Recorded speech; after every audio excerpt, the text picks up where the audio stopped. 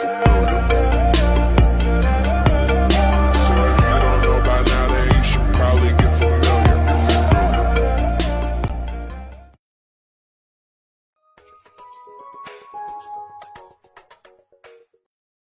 Très heureuse de vous voir en personne comme ça. Je voulais demander une question par rapport à vous, c'est seulement une question de curiosité. Oui.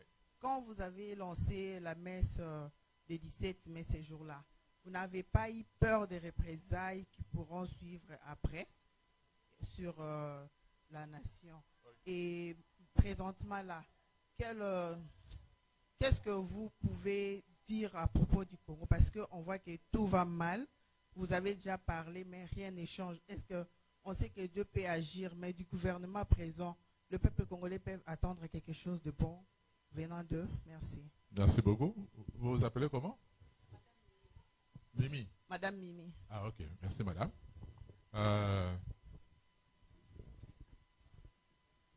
C'était le 17 janvier. C'était l'anniversaire de la mort ou de l'assassinat de Mouzé Laurent Désiré Kabila. J'étais un des pasteurs de la cathédrale. J'étais même le pasteur permanent. Ça veut dire que, à part le chef, le président de l'église qui est le chef de la cathédrale, c'est moi qui m'occupe de l'administration et tout. Et la fondation Kabila nous a écrit une lettre pour nous informer, pour nous demander d'organiser le culte d'action de grâce le 17 janvier 2018. Alors, j'ai dit à mon chef, le nouveau président de l'église, je dis, ben, ça serait une bonne occasion pour qu'on t'entende de toi. Et comme ça, ben, tu vas entrer dans le milieu congolais et tout ça par la grande porte. Et puis il a dit non, non, non, non. Ah, il m'appelle Franck. C'est comme ça que ma femme m'appelle, mes amis m'appellent. Il dit Franck, non, non, non, non, non. Toi, tu es habitué à faire ça. Fais-le. Fais-le. Peut-être une prochaine fois, mais pas cette fois-ci. Ok. Le chef m'a dit, mon chef m'a dit, je prends ça comme l'ordre, on ne discute pas l'ordre du chef. Mais, comme toujours, même pour venir vous prêcher, je prends le temps de prier. Beaucoup, beaucoup de temps de prier.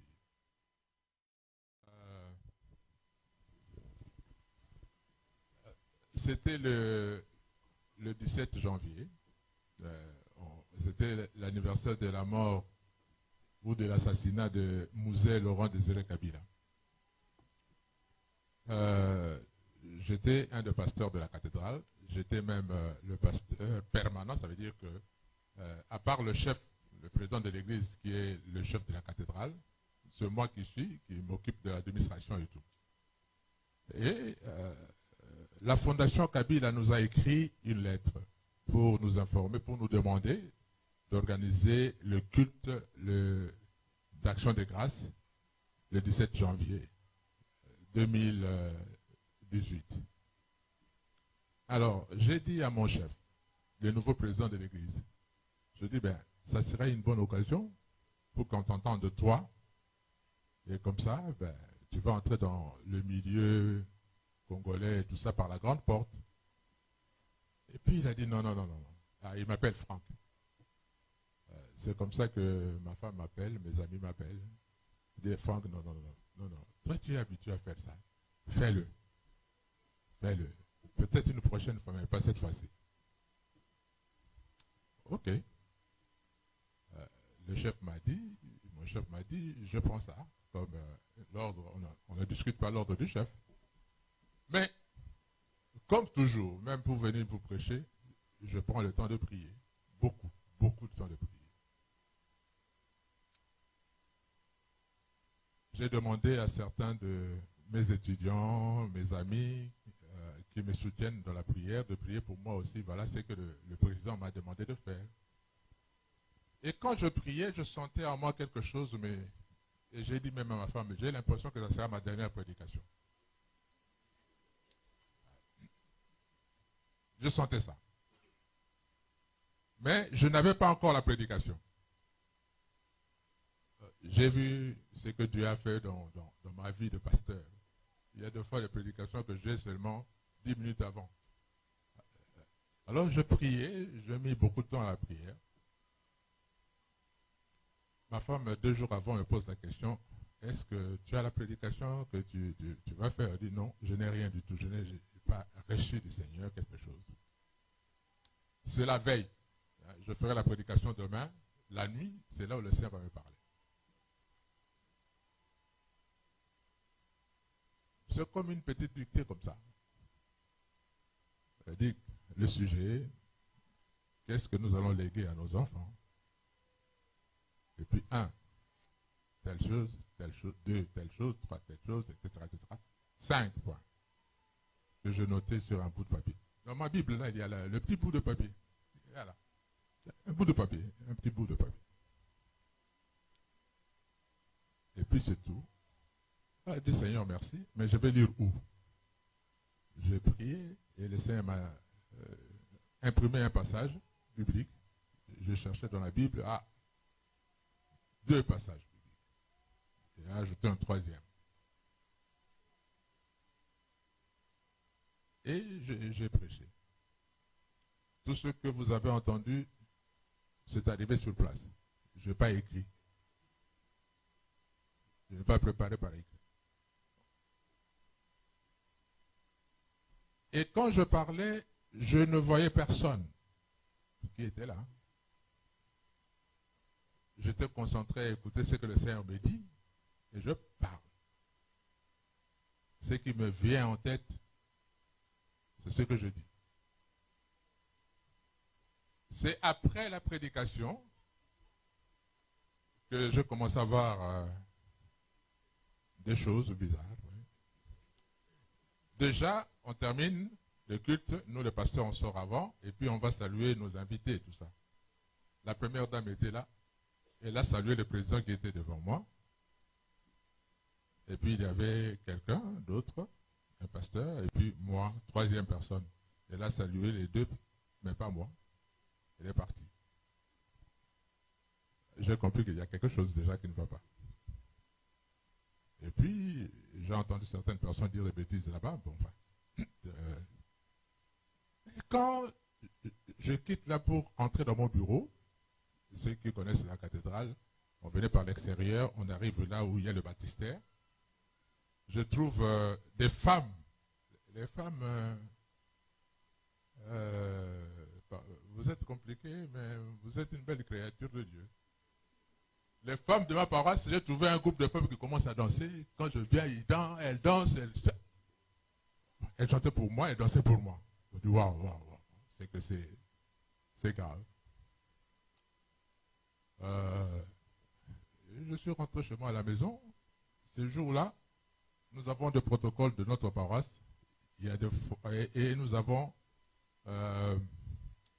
des gardiens, parce que les gens, nous sommes à Kinshasa, hein, quand je vois des voitures dormir à l'extérieur ici, aux États-Unis, je dis souvent à mon fils, vous avez la grâce, hein, vos voitures dorment à l'extérieur, n'essayez pas ça à Kinshasa. Alors, nous sommes au culte, les voitures sont à l'extérieur et les gens volent des histoires là-bas. Et on a organisé une équipe de surveillants, composée surtout de militaires, de camps en face, qui viennent prier là, de militaires. Alors je vois cette équipe de militaires qui vient m'escorter de mon bureau jusque chez moi à la maison où j'habitais, à l'intérieur, mais du côté de l'université. Il y avait la maison là-bas. Ils m'emmènent, mais pourquoi? C'est quelqu'un qui va m'expliquer plus tard. Il dit non, on veille à votre sécurité parce que on voit que la situation n'est pas bonne. Pendant ce temps-là, ce qui s'est passé dans le monde entier, je ne savais pas. C'est quand je rentre à la maison que mes enfants des États-Unis qui ont causé avec maman au téléphone, leur mère qui va me parler de ce qui se passe dans le monde. Moi, je ne suis pas au courant. Alors, je suis rentré. Vous savez, quand Dieu vous utilise, quand vous prêchez tout ça, vous avez la force. Mais dès que vous êtes ruiné, tout ça, ben, vous êtes vraiment terminé en tout. Une fatigue extrême, vous êtes fatigué et tout. Alors, ben, j'ai dormi un peu, je me suis réveillé, je mangeais, j'avais eu ma culotte. C'est là où ma femme va parler de ce qui se passe. C'est que on lui a dit et tout. Et j'ai commencé à recevoir des coups de fil. Curieusement, le premier coup de fil que j'ai reçu, c'était de Katumbi, Moïse Katumbi. Je lui pose la question, Excellence, comment vous avez eu mon numéro de téléphone? Elle dit, non, j'ai un cousin à Kinshasa, je lui ai dit, je veux parler à ce pasteur. Faites tout, trouvez-moi son numéro de téléphone. Je ne sais pas comment il a fait, mais il m'a donné le bon parce que je vous ai eu.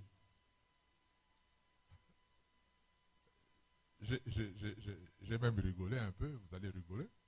Une des personnes qui m'a téléphoné le même jour, c'était Boketu Premier.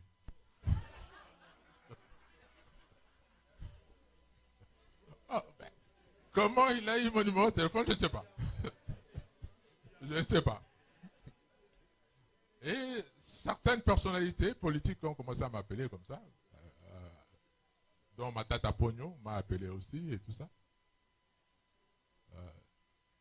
Il y a, je suis Mongo, et il y a Papa Nkema, qui est Mongo aussi. Il m'a téléphoné, je crois qu'il doit être, si ce n'est pas en Belgique, en Suisse. Il m'a téléphoné, il m'a parlé en Kimongo. Il m'a dit, petit, tu as fait une bonne chose, mais je connais ces hommes-là. Je connais. J'ai travaillé longtemps avec eux. Ils ne vont pas vous laisser tranquille. Hein? Et je crains même pour votre vie. Faites attention. Faites extrêmement attention. Bon, c'est alors que les choses ont commencé à changer dans ma vie. Bon. Bref, ma femme a eu une bonne analyse quand j'ai eu à lui dire tout ce que j'ai reçu. Elle a dit, ben, oui, dans la Bible, il y a l'histoire de David et Saül. Quand David va tuer Goliath, Saül était content. Mais quand les femmes ont commencé à chanter, à dire que Saül tue 1000, mais David tue 10 000, Saül a eu la jalousie. A dit, ce qui va se passer dans ta vie, c'est ça justement. Le monde entier a réagi positivement.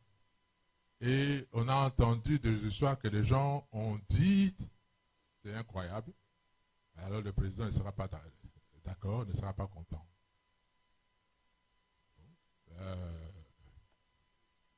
Jusqu'à ce que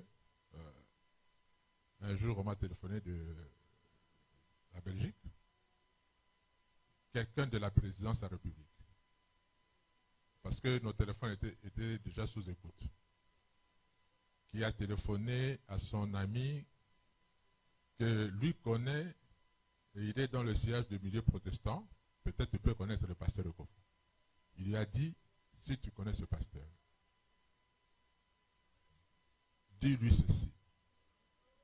S'il doit sortir du pays, qu'il sorte immédiatement. Sinon, qu'il cherche la protection de la MONUSCO. Parce qu'on a pris la décision de l'arrêter, de l'éliminer aujourd'hui même. Voilà. Et la personne, effectivement, a téléphoné à une autre personne.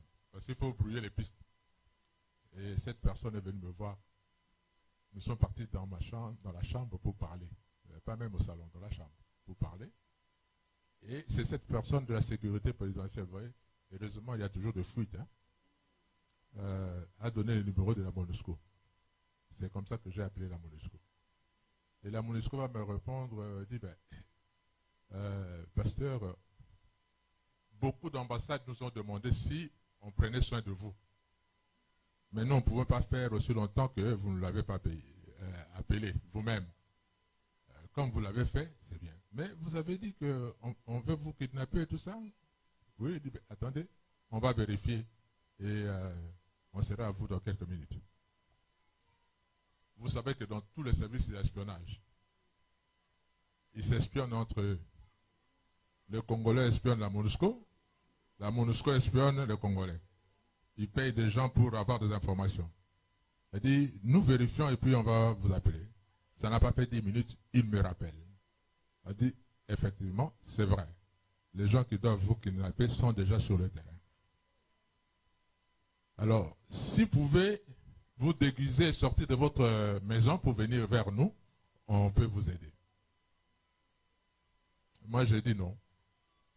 si c'est vrai qu'ils sont sur le terrain, et ils me connaissent, moi je ne le connais pas. Je vais me déguiser comment?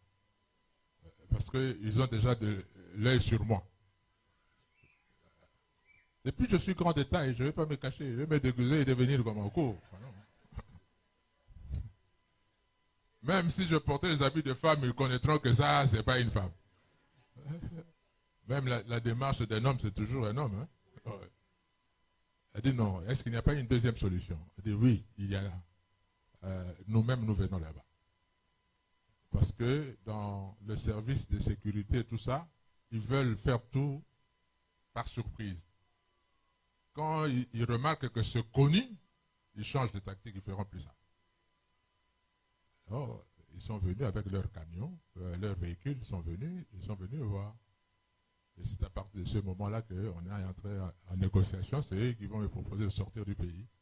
Et ils m'ont demandé, vous voulez aller où? J'ai dit, j'ai mes enfants aux États-Unis.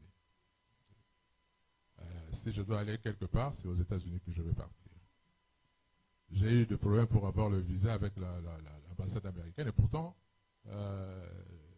leur chargé d'affaires était venu me voir à la maison. On a parlé, mais il m'a dit, mais pasteur, contrairement à vos pays, dans vos pays, si je suis chef de consul, mais je ne peux pas lui donner des ordres. C'est une femme, elle est tout à fait libre de faire ce qu'elle veut. Donc, je suis désolé, mais vous allez faire la procédure normale et tout, je ne sais pas. Bon, on a mis ça entre les mains du Seigneur, et puis on a pris un rendez-vous, je vous reçois tel jour, avant tel jour-là, et me dit non, je suis occupé, venez plutôt tel jour, etc. On a senti qu'il y a eu déjà la pression politique. Mais finalement, on nous a donné le visa. Et un certain vendredi, le samedi, on a pris l'avion de la MONUSCO. J'ai été escorté comme un prince, hein, que je suis, le fils du roi. Il y a une ambassade de l'Europe qui a envoyé un véhicule blindé pour me chercher, avec ma femme. On était dans le véhicule blindé avec le chauffeur et le représentant de l'ambassade, et puis le drapeau de ce pays-là qui flottait devant, et le véhicule de MONUSCO avec des soldats armés, un devant, un derrière, et nous au milieu. On nous a amenés à leur aéroport, hein, du côté des îles, mais ils ont une partie là-bas. Leur jet privé nous a pris pour nous amener en dehors du pays. Et c'est comme ça qu'on est venu. On a eu le visa le vendredi, le samedi on a voyagé, et puis les dimanches nous sommes arrivés aux États-Unis. Les enfants sont venus nous accueillir, tout ça. Et depuis là, nous sommes là. Je ne sais pas si j'ai répondu à votre préoccupation, madame. Bien. Sa question avait deux volets. Vous avez répondu au premier volet, mais le second volet, vous ne l'avez pas thématisé par rapport à ce qui prévaut sur le terrain avec le gouvernement actuel. Ah oui, c'est vrai. Je crois que la bénédiction du Seigneur vient. Papa Simon Kimbangu l'avait déjà annoncé depuis longtemps, que nous allons traverser des moments difficiles.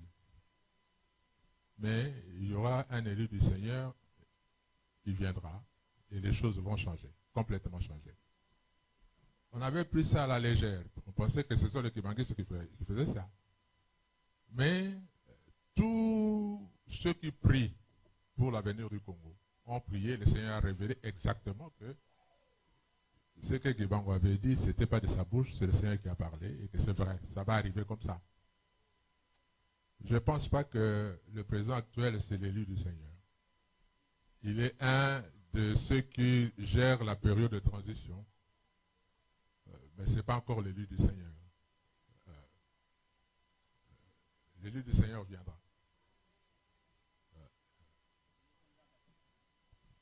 Pardon? Ça, c'est ma prière. Je prie pour que devienne Jean-Baptiste pour préparer la montée sur le trône du Congo de l'élu du Seigneur. Ouais. Ça, c'est ma prière. Ne pensez pas qu'il fera comme une baguette magique laver les cerveaux, enlever tout, change, non. Déjà, il a eu un faux départ. Le deal qu'il a signé avec un parti qui a dirigé le pays pendant 18 ans, qui n'a rien fait. Et vous voulez gouverner avec ce parti-là. Qu'est-ce que vous attendez de mieux? Déjà, le départ était faux. Il va peut-être changer les choses petit à petit, je ne sais pas. Mais il aura des difficultés pour le faire. À moins qu'il renonce à ce qu'il a fait, à pris comme engagement. Mais s'il osait renoncer, ben, on va le tuer. Et dans ce monde-là, quand vous avez signé, vous avez signé. Quand vous renoncez, ben, on vous élimine carrément. Ouais. Il faut prier pour notre président. Et prier pour notre pays.